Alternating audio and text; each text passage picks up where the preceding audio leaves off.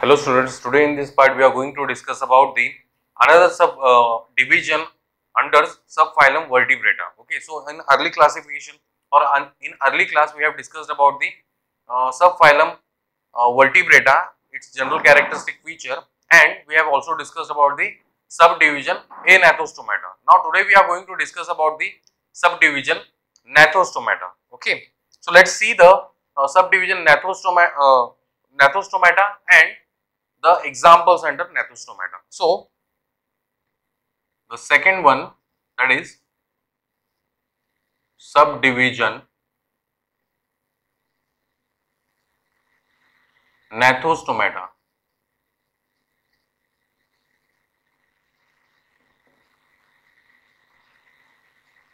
Okay. So, see here we have discussed about the Anathostomata, means those animals which do not have the jaws. They have the mouth but without jaws. Okay. So, here we are going to discuss about the animals with uh, who have mouth with jaws. Okay. So, you can write here mouth with jaws. Okay. So, we are going to discuss about the animals which are having the mouth as well as jaws. Now, this subdivision Gnathostomata is been further divided into two more categories. And what are those two more categories? These two more categories are referred as the or it is been further divided into two super classes. Okay, into two super classes. On what basis? On the basis of locomotory organs they have. Okay, so we'll write Gnathostomata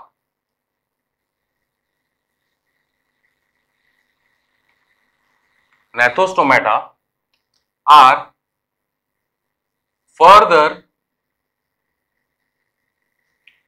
divided into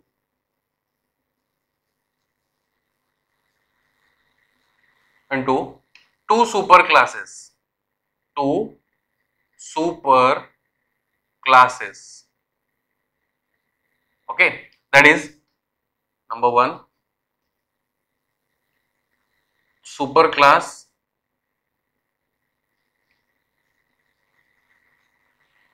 Pisces, and second, super class Tetrapoda. Okay, so here super class Pisces and super class Tetrapoda, but on what basis? On the basis of, okay, on the basis of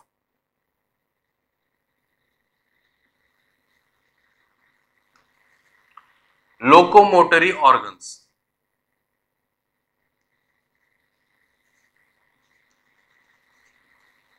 Okay, so on the basis of locomotory organs they have, the Gnathostomata are further divided into two super classes, super class Pisces and super class Tetrapoda. In super class Pisces, the locomotory organs will be the fins. Okay, and in case of Tetrapoda, there will be presence of the limbs. Okay, or a pair of limbs, that is hands, legs, okay, or the four limbs will be there.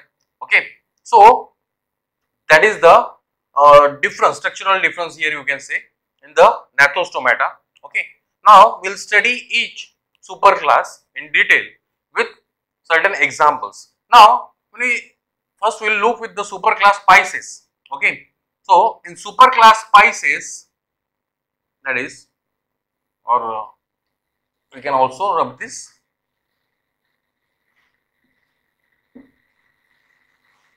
Okay, so the superclass Pisces, basically it consists of two types of fishes. Okay, Pisces means it belongs to the fishes. The animals which are found in this are fishes. So it includes two types. That is, or it includes two classes. You can say it is divided into two classes. Okay, that is class Chondrichthyes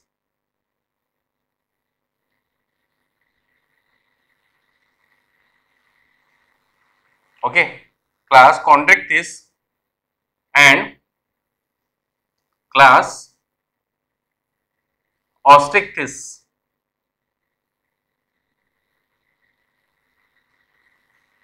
Okay, so these are the two classes which can be seen, okay, under superclass Pisces. So on what basis we are classifying these Chondrichthyes and the Osteichthyes? That is on the basis of, okay, these are on the basis of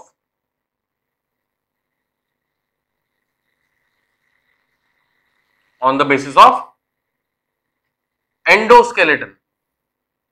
Endoskeleton. Okay. So in Chondrichthyes, we can take the example of, or Chondrichthyes is also referred as the cartilaginous fishes, and Osteichthyes is also referred as the bony fishes. Okay. So here you can see two different types of fishes, that is the fishes whose endoskeleton it is composed of cartilage and the fishes whose endoskeleton it is composed of bones. So that we can differentiate into the class Chondrichthyes and the class Osteichthyes, that is the cartilaginous fishes as well as the bony fishes. Okay. So now in this part we will be discussing about the class number 1, that is class Chondrichthyes. Okay, and we will see few examples of this class. Now let's know what are the general characteristic feature of this class Chondrichthyes. Okay, so this class Chondrichthyes is the first class in the superclass Pisces. Okay, so you have to remember on what basis we are classifying the animals, or on what basis we are classifying the Gnathostomata. Okay, and then on what basis we are classifying the superclasses which are present under this Gnathostomata. Okay, so the basis of classification like endoskeleton, basis of classification like presence of the locomotory organs. Okay, on that basis. So now we will start with the first example, that is the, or the first class, that is class Chondrichthyes. Okay, so I will rub this.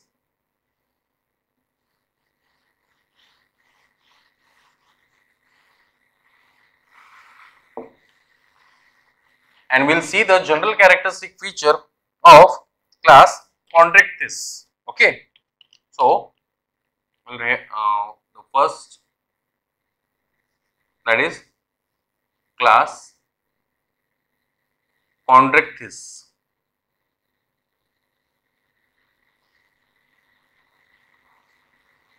Okay, so we'll discuss about the class Chondrichthyes. We'll see the general characteristic features. Okay, so what are the general characteristic feature of this Chondrichthyes? They have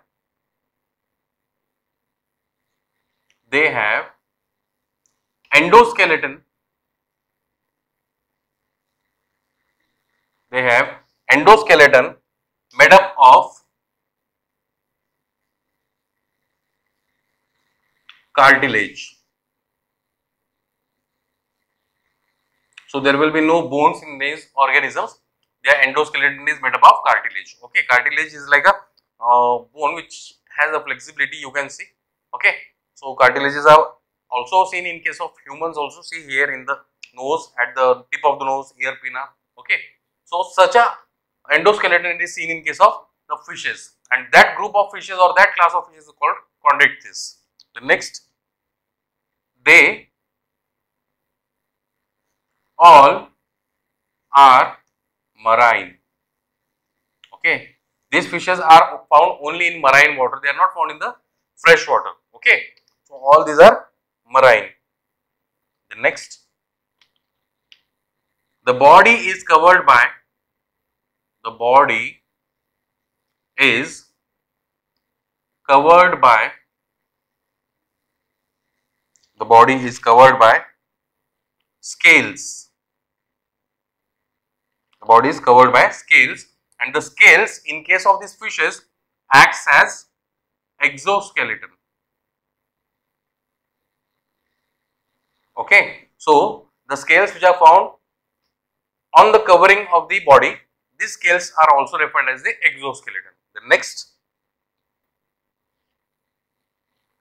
these scales are These scales are placoid scales. Placoid scales. Okay. The next, they have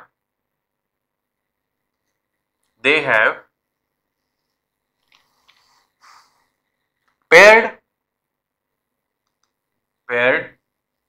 pectoral fins and pelvic fins. Okay, so these are the fins which can be seen in these animals, that is paired pectoral fins and the pelvic fin. Pectoral in the sense at the thoracic region of the body, okay, and pelvic in the sense at the abdominal region of the body. Okay, the next, they also have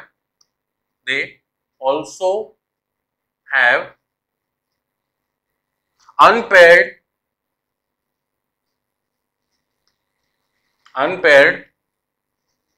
dorsal fin, which is 2 in number. Okay, 2 dorsal fins are present which are unpaired. The next, ventral fin, from a ventral fin, that is 1 in number, and caudal fin, which is also 1 in number. Okay, so they have the unpaired fins also, which are like dorsal fin, then ventral fin and caudal fin. Okay, the next, the one more thing is that the caudal fin, okay, this caudal fin, it is heterocircle.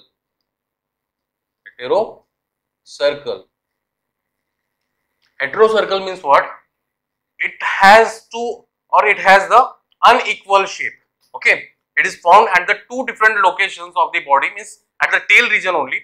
Okay, but it has unequal sizes. Okay, heterocircle means 2 lobes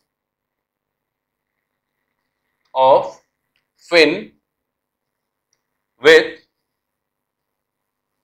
unequal size. Okay, so when we will look after the diagram of the fish, at that time we will understand all these characteristic features. Okay, I will show you. Then another point I am writing here. They have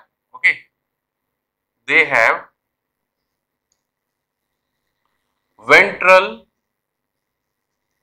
mouth. Okay, they have ventral mouth.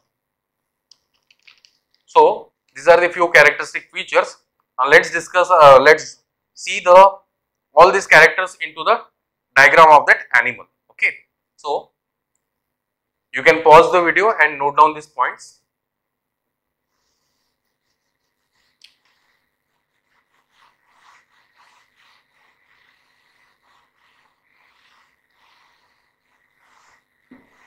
Okay, so now here we will see the diagram of the animal or the example. Okay, here, and then we will continue with some few more characteristic features. Okay.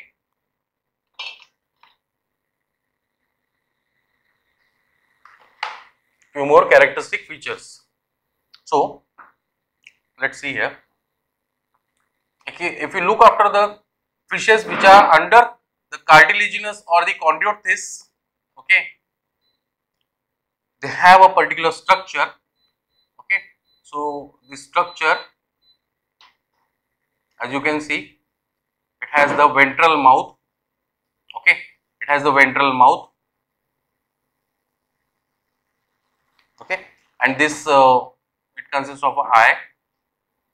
Then there will be presence of a gill slits, that is the pharyngeal gill slits. Okay, along with this gill slit, there will be presence of a pectoral fin. See, as I told you in the points also, as I mentioned, that is there is a presence of pectoral fin, that is a paired pectoral fin, you can say. Okay, it has a paired pectoral fin. Then I'll draw the body so that we'll get a clear understanding. So this region is the tail region, okay, and here in the ventral part you can see there will be presence of a ventral fin. So that ventral fin, which is 1 in number, as I shown you the numbers, okay. So on the dorsal side also you can see there will be presence of the fin, okay, and this dorsal is the mid dorsal line. So it is present on the dorsal part, the middlemost region, okay. So mid dorsal line there is a huge or a large dorsal fin. Then again a small dorsal fin is also seen. So this is the dorsal fin. The next, they have the heterocercal caudal fin.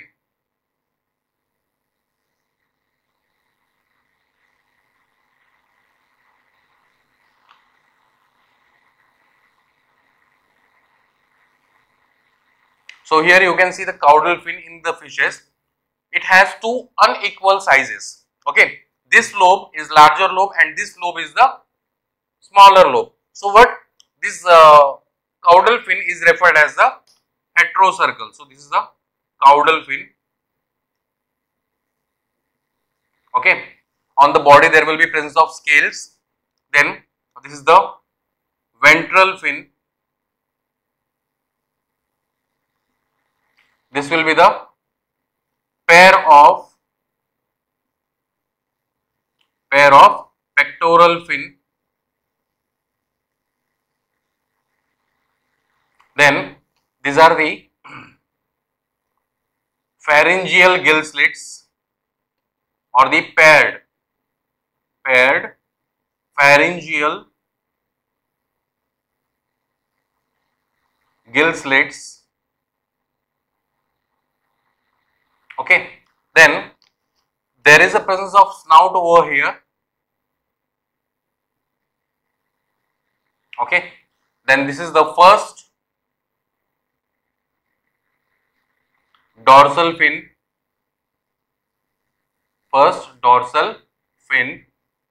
then second dorsal fin,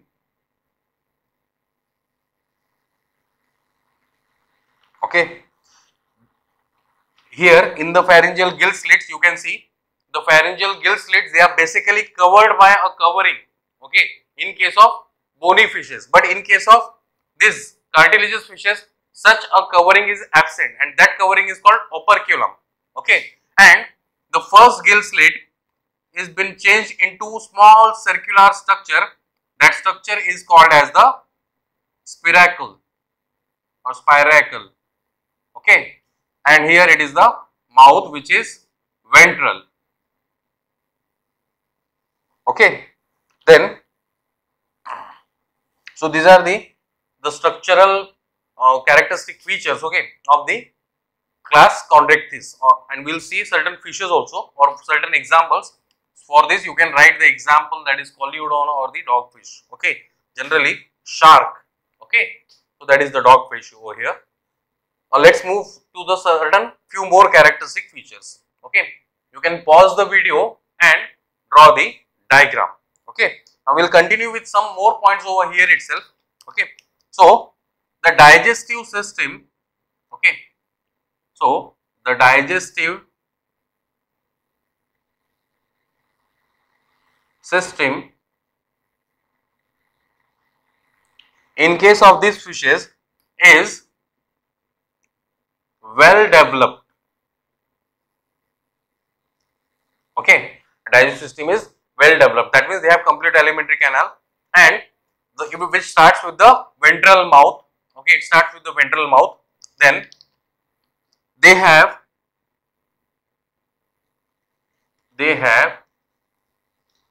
cloaca. Now the cloaca, it acts as a common opening for the excretion, it acts as a common opening for releasing the gametes outside the body, okay, and also act as a common opening of the digestive tract. Okay, so see, digestive tract is the excretory part only. Okay, so for excretion it is present. Okay, that is we can write here for excretion. Then for reproduction also, or reproductive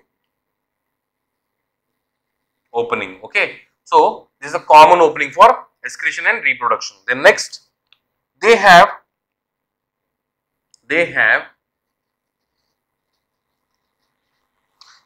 scroll valve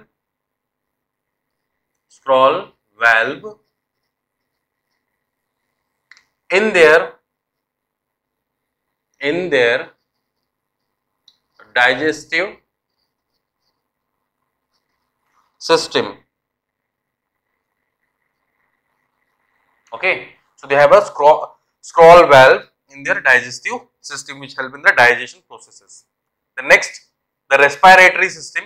Now how they respire? Okay, so they consist of another system is the respiratory system. Here we can write respiration. Okay, so respiration is with the help of 5 to 7 paired pharyngeal gill slits. Okay, 5 to 7 pharyngeal gill slits. Okay, and this 5 to 7 pharyngeal gill slits may contain and covering, but it is absent in case of cartilaginous fishes, but it is seen in case of bony fishes. Okay, and that covering is called operculum. Okay, now it consists of a it doesn't have the operculum except one, that is chimera type of fish. Okay, that is the exceptional. Okay, so respiration is by pharyngeal gill slit, or the respiration can also be referred as the branchial type.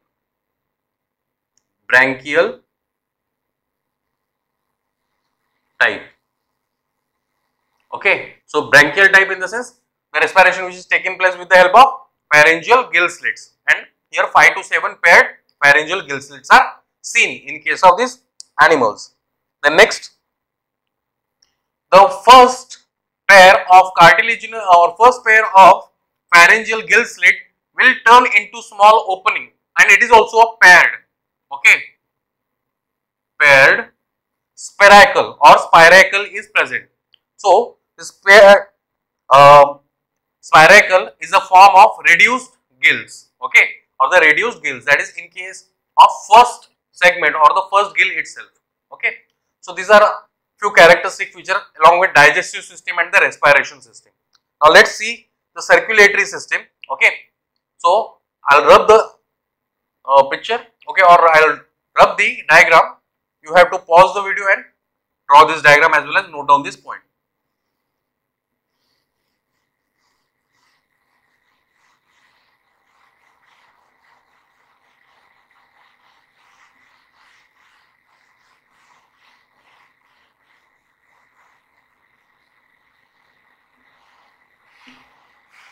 The next, the circulatory system.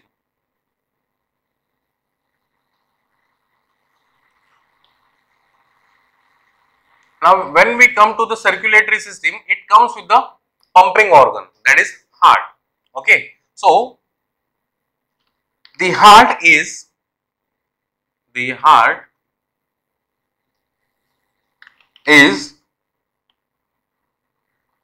two-chambered. Okay, the heart is two-chambered in case of fishes. Okay, that is with one auricle and one with ventricle. Okay, so they have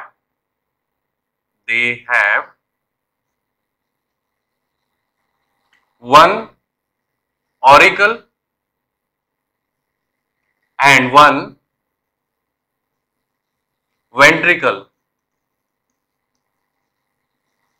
Okay, they have one auricle and one ventricle. Okay, in case of generally in case of higher animals like humans, okay, or in case of primates or other animals, okay, they have what, 4-chambered heart. Means in case of mammals generally they have 4-chambered heart. In case of apes also we can see the 4-chambered heart. In amphibians or reptiles we can see the 3-chambered heart. Okay, So what does it mean? 4 chamber, 3 chamber, 2 chamber? See, in the circulatory system or during the circulation of the blood, okay, the blood is of two types, which consists of the carbon dioxide and which consists of the oxygen.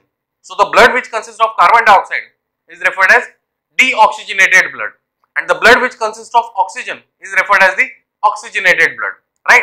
So our body, when it performs any kind of metabolic process, at that time carbon dioxide will be released as a byproduct, right?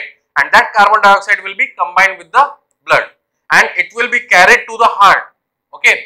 And during the respiration, that is pulmonary respiration, we exhale out the carbon dioxide and we take the oxygen. That oxygen will mix with the blood and transport it into entire body, okay? So that is happening from the 4-chambered heart, okay? And but here we can see that the oxygenated blood which is going to be supplied to the body, that blood will also be pumped with the help of heart. But in case of fishes, the blood passes into heart only once during the circulation. That is, it is the deoxygenated blood only. Oxygenated blood will be directly transported into the body parts. Okay, so let's see here. They have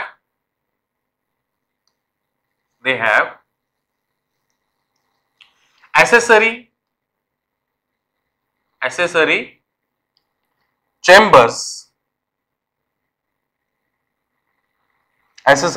chambers, which can be called as, that is, the sinus venosus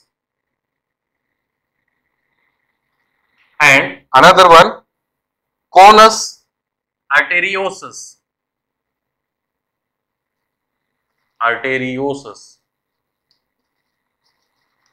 So these are the extra chambers present, okay, or the accessory chambers present in the heart of the fishes. Okay, then we'll move to the next point, that is, the heart is,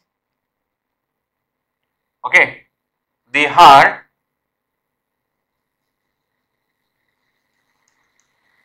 is single circulation type.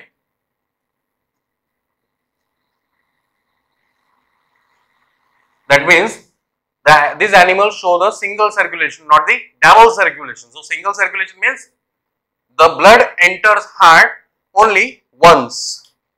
Then, and such a heart, or the when we see the blood passes only once into the heart, and that to be deoxygenated blood, okay, that to be deoxygenated blood, because oxygenated blood, where it is seen in case of lungs, okay, or through the pharyngeal gill slits. When oxygen is added to the body, at that time the oxygen will be added within the blood, okay, but the deoxygenated blood will be added into the, or will be taken from the heart, and such type of heart is referred as, okay, it is referred as the branchial heart, okay, or which is also referred as the venous heart, okay. They have branchial heart or the venous heart. Branchial means when deoxygenated blood enters into the heart, okay, and that is only the blood which is entering in the heart, okay. In such condition, the heart is referred as branchial heart, okay. The next, they have well developed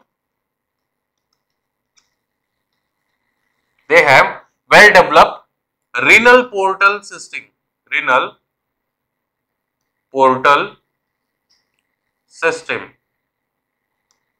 okay. So in fishes they have renal portal system. There are basically 3 portal systems are seen, okay, in case of animals, okay. We'll discuss about it when we will see certain examples. The next, excretion or the excretory system.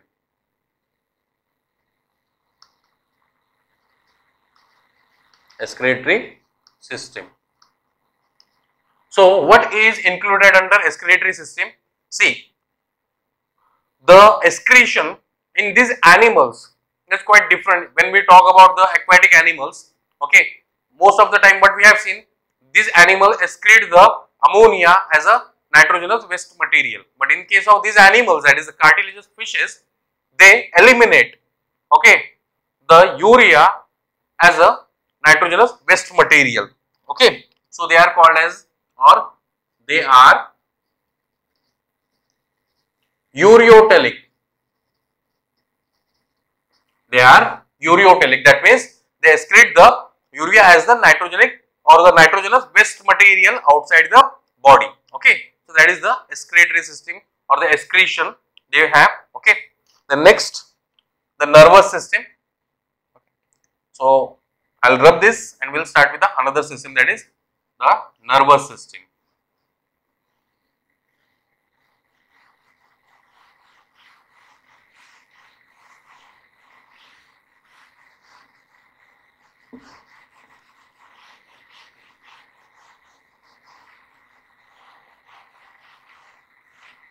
Okay, so the next system is the, sorry,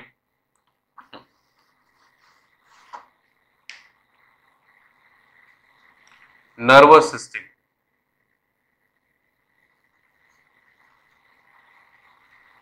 So here they have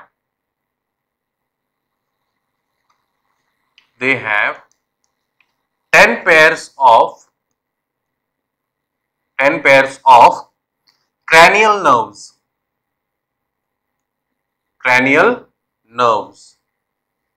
Okay, so this is the common characteristic among most of the vertebrates. Okay, so they have the 10 pairs of cranial nerves. The next, they have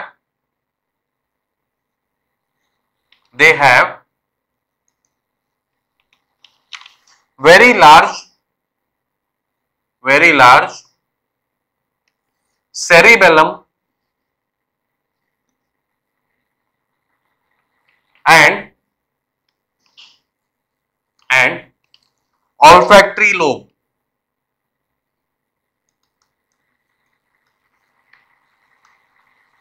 Okay, so they have very large cerebellum and olfactory lobe. Now, what is the function of the cerebellum? See, the function of the cerebellum, as we know, it is associated with the maintaining the equilibrium in the body. Okay, so we see the fishes, they swim, right? And during swimming, their body do not collapse at all. Why it is? It is due to the presence of the cerebellum, and which is very large in case of fishes. Then it is also having the olfactory lobe. Okay, olfactory lobe, it is associated with the different senses. Okay, so this olfactory lobe, that is around, most of the time they smell, they have a particular, they can sense the smell. Okay, so the olfactory lobe, it is associated with the smell, and it is associated with maintaining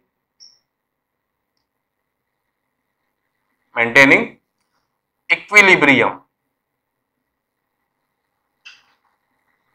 Okay, so these are the certain characteristics which are under nervous system. Then they have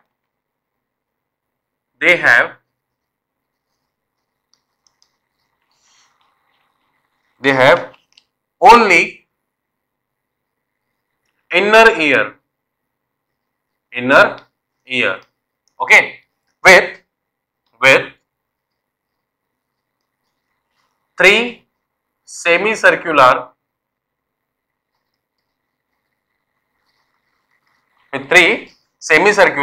canal or semicircular canals, you can write here. Okay, so these are also the sensory organs which help in the particular swimming or a perfect swimming of these animals. Okay, the next, they have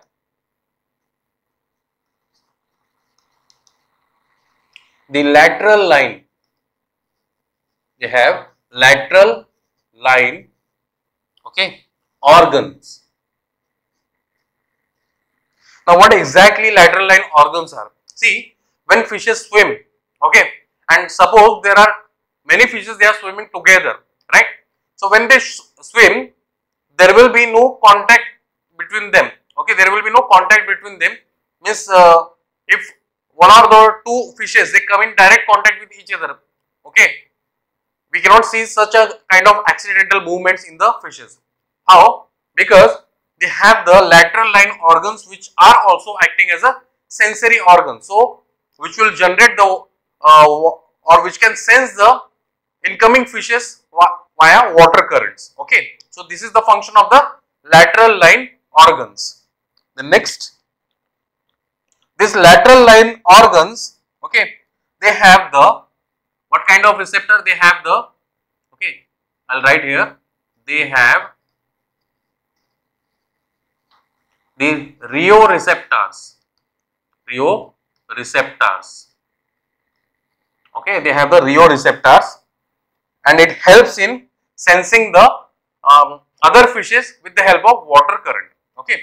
So, they will get the information that near to us there is another fish, so they will change their direction according to that senses, okay. So, that is due to the help of rheoreceptor, okay. Remind this or remember this point, okay, which is very important. The next, at the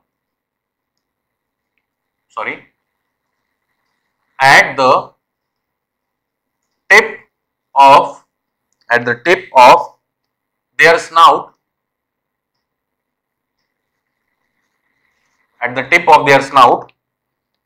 okay, a sensing organ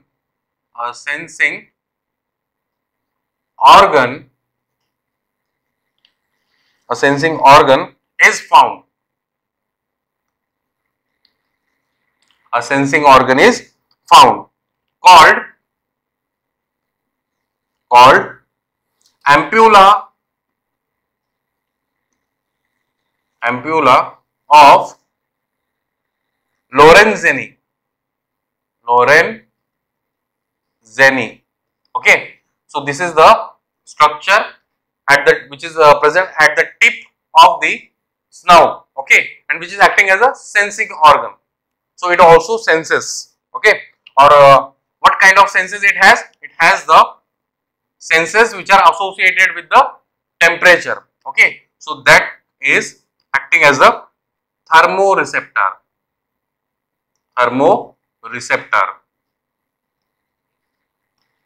So, a change in the temperature of water can be sensed with the help of this thermoreceptor, which are present at the snout, okay, of the or at the tip of the snout of fishes, okay. I hope you are getting this. Now, we will see the next few more characteristic features, okay.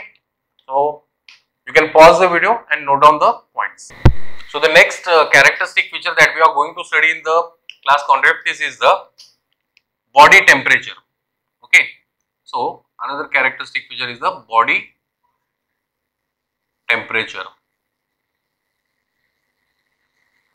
That means whether these animals are capable of regulating their body temperature or not, that we are going to see here. So, generally the fishes they are poikilotherms.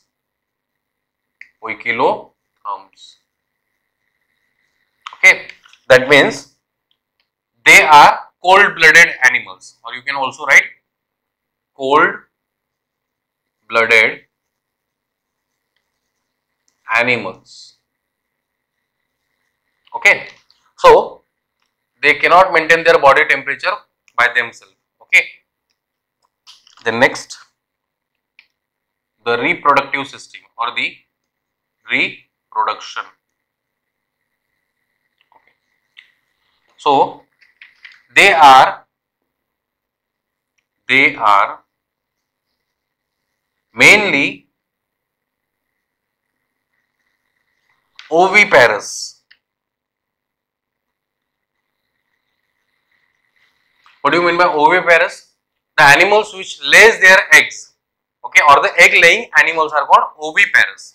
Now here, why we are calling they are mainly oviparous? Because they can show certain alterations. Some of the fishes, okay, or most of the cartilaginous fishes, they are oviparous, but few are with some exception. Okay, some are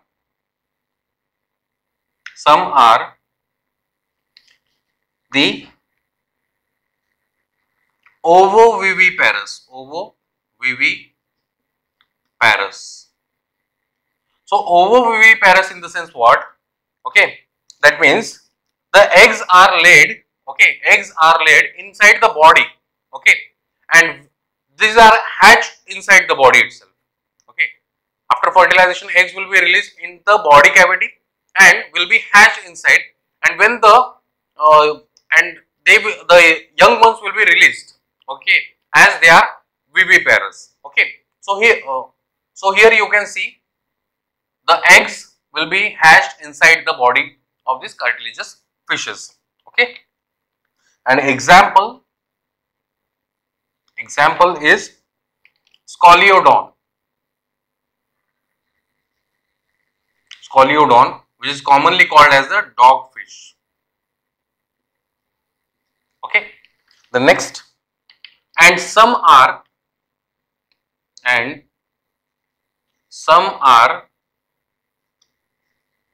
viviparous.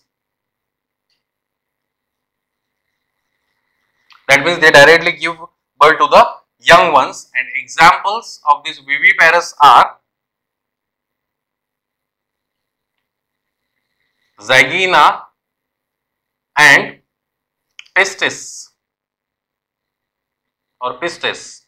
These are the two fishes which are actually the viviparous. That means they give rise to the young ones. Okay. The next, body shape. Okay. So body shape. Now, what kind of body shape they have? Generally, they have the what we say, laterally flat. Okay, or latero flat. What we say? They have laterally compressed or dorso-ventrally compressed. Two types of body shapes can be seen. Okay, so let's see this body shape. That is, it can be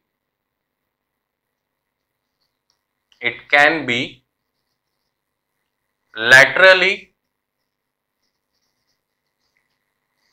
compressed or it can be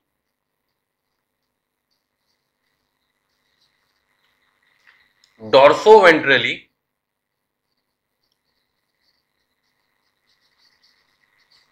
compressed. Okay, so what is meant by laterally compressed and dorso-ventrally compressed? In case of shark, you can see they are laterally compressed, right? Laterally means from the lateral side they are compressed. In case of torpedo, okay, or the fishes like butterfly fishes are there, okay, butterfly shaped fishes, those fishes are, okay, or we can also call them electric rays. They have the dorso-ventral type of compression, okay, they have the flat bodies, so that is called dorso-ventrally compressed. Okay, now let's see certain examples here. Okay, according to shape and other few characters again. So examples of laterally compressed and the dorso-ventrally compressed can be taken as shark as well as the rays. Okay, so here we'll see the different characters again. So first shape, then second the position of gills,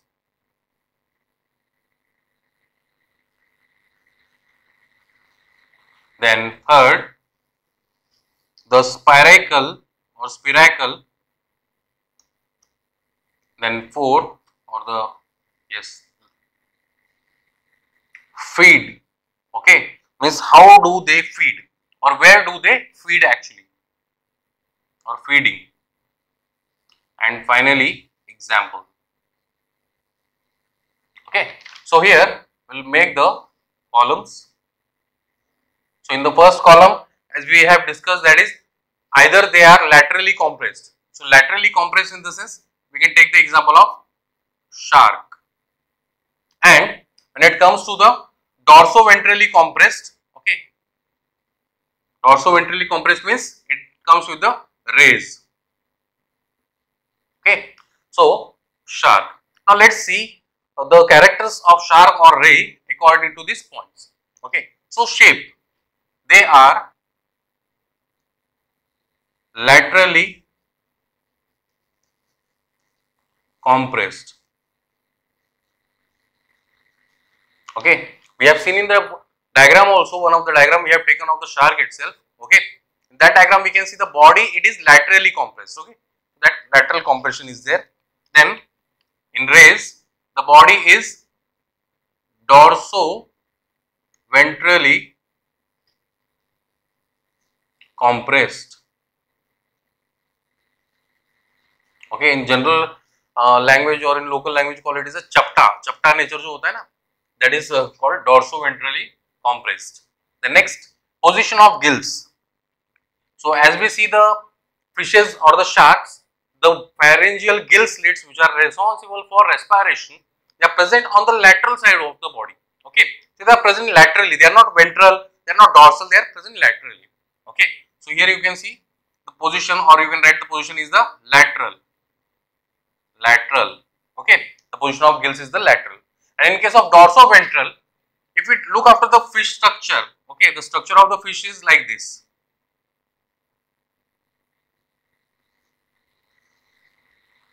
Okay, in this way the fish will be seen, and this is a sting. Okay, most probably seen in case of stinging ray. Such a structure is there, and it consists of a eyes.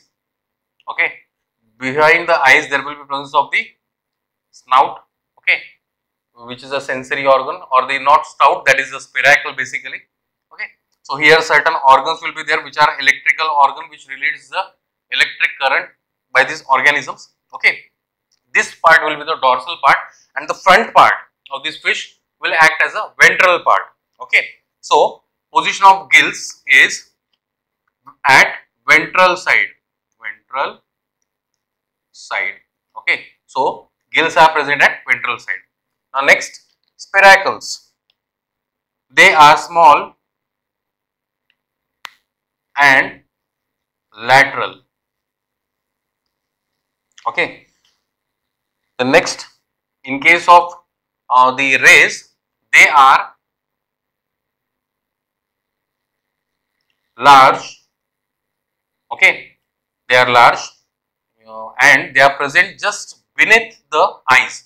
So they are large, very large. Okay, so they are large beneath the eyes. Okay, so they are present beneath the eyes or below the eyes, you can say, and you can say they are dorsal, beneath the eyes and dorsal in position. So they are present at the dorsal part, okay, upper part of the body. Then feeding. According to feeding, the sharks are surface feeders.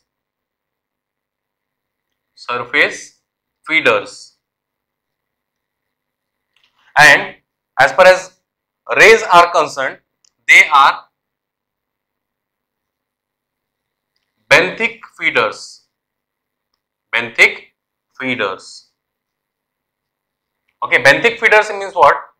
They feed onto the other living organisms at the bottom of the ocean. Okay, so what that is called? Benthic feeders. An example in case of this is the Scoliodon. Okay, that is dogfish, and Zygena. These are the examples in case of shark or in case of these animals which are having the lateral compressed body. Then in case of rays, the torpedo, which is commonly referred as the electric ray. Okay, so these are the examples, and these are the examples according to the shape, position of gills, spiracle or the spiracle, and the feeding, as well as examples. Okay, so I hope you have got all this information about the class Chondrioctis. We have discussed many general characteristic feature of the class Chondrioctis under the subdivision Gnathostomata. Okay, now another class, that is the Osteichthyes, will be discussed in the next part, and before that we will also discuss the examples, these examples, okay, in the next part. Till then, thank you.